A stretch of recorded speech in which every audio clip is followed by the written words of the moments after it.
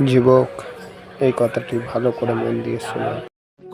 এক যুবক আল্লাহর রসুলের কাছে অভিযোগ নিয়ে আসছিল যে আমি দুই হাতে কামাই, আমার আব্বা আমাকে বলা ব্যতীত দুই হাতে খরচ করে।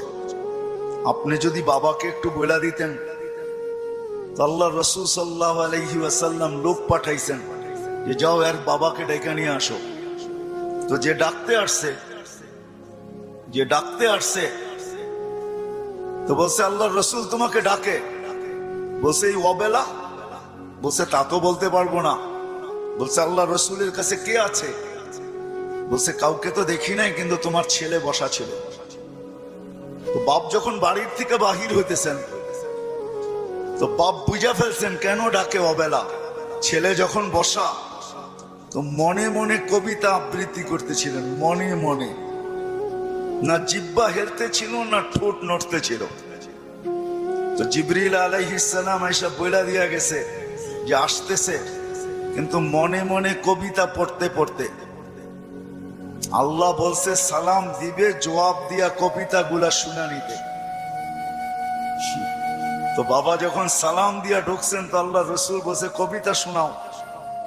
তো সাহাবী রসুল বলতেছিল মান আখবারাক, আপনাকে কে খবর দিল?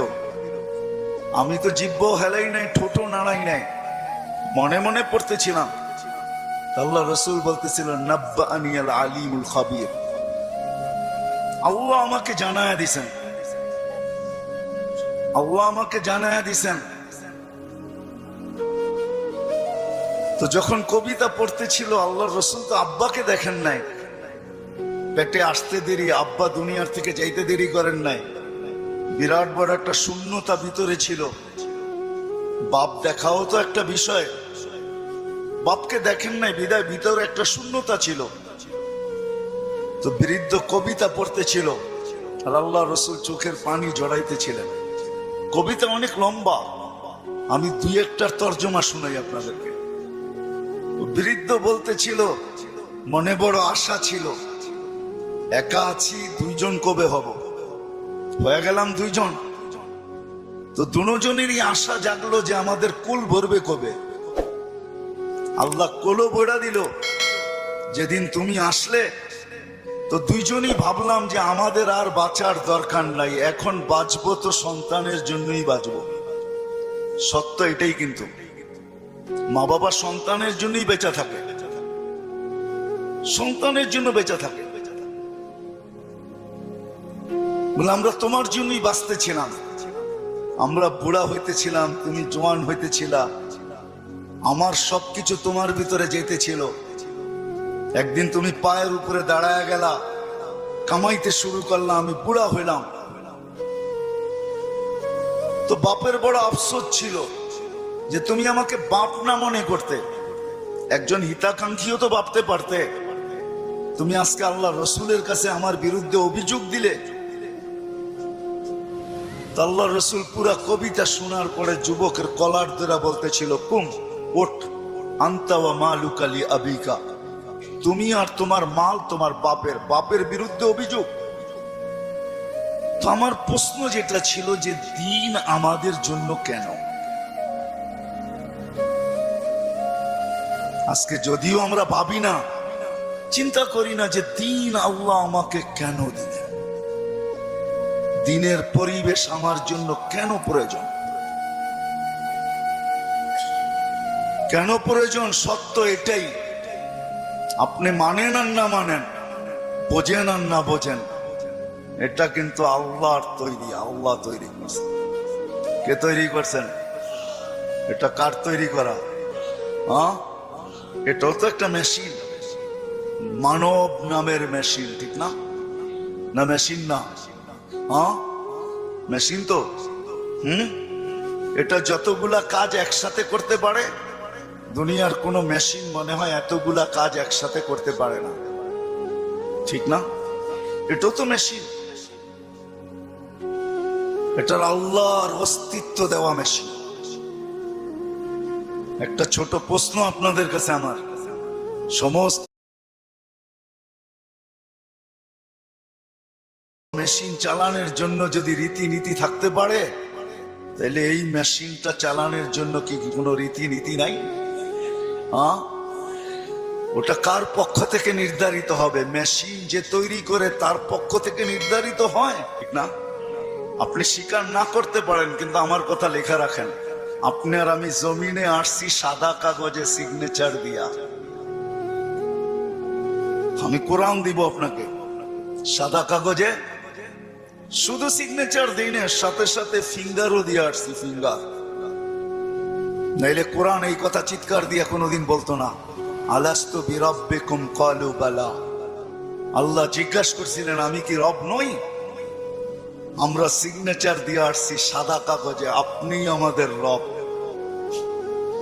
আজকে যদিও নাকি আমরা ভুলে গেছি, সত্য এটাই, সমাজের চতুর্দিকে তাকাইলে দেখা যায় সবকিছু পাওয়ার পরে ভুলছি তো শুধু আল্লাহকে ভুলছি, আর কাউকে ভুলি নাই।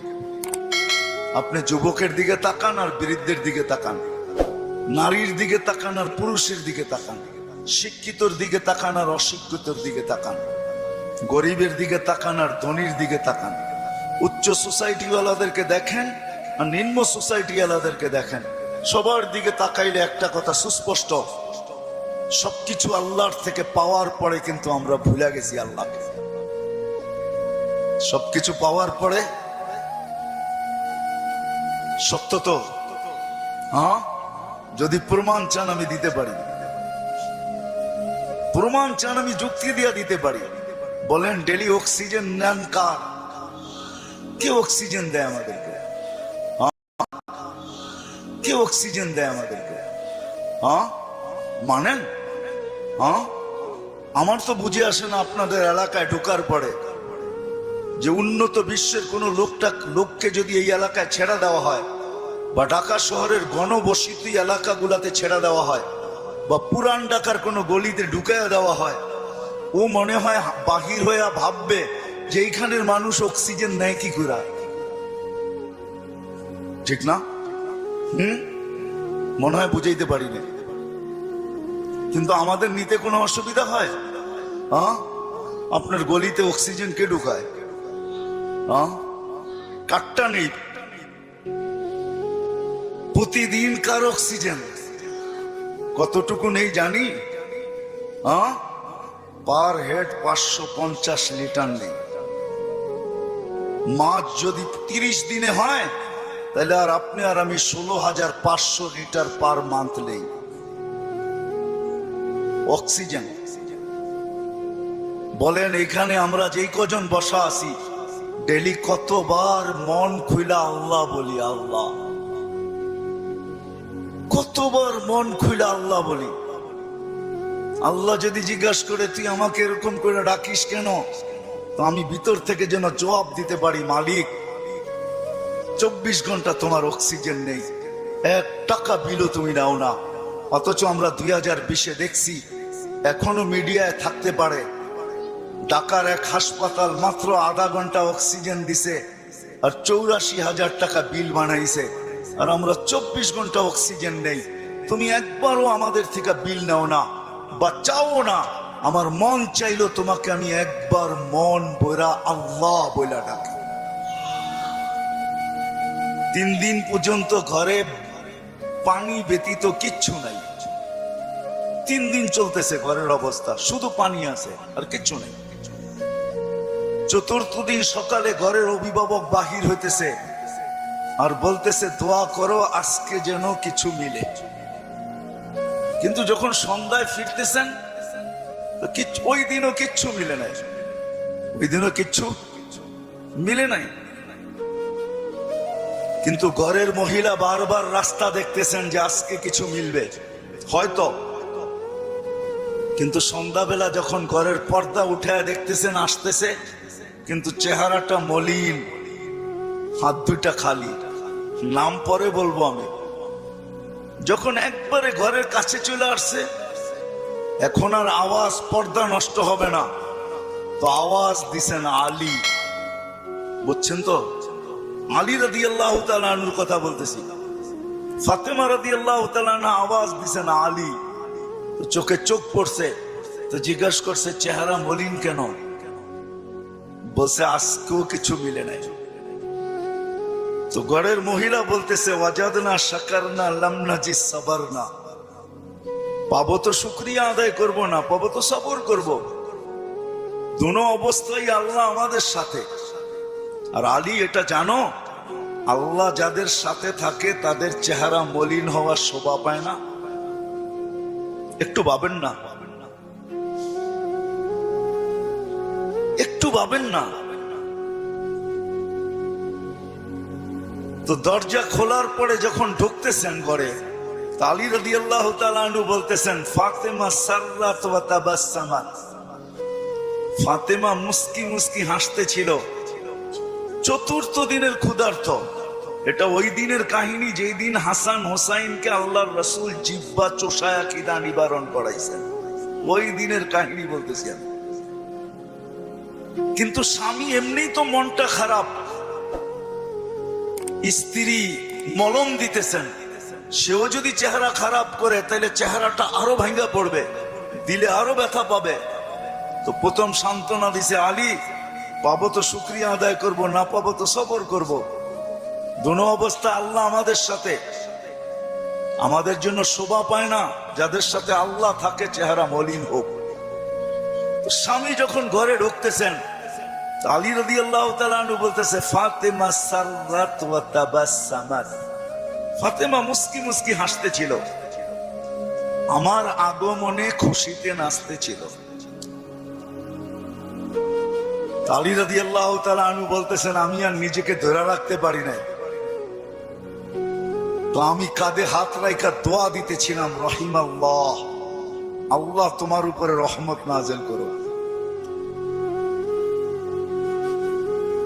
বলেন এই সম্পর্কটা কতটুকু সুখী?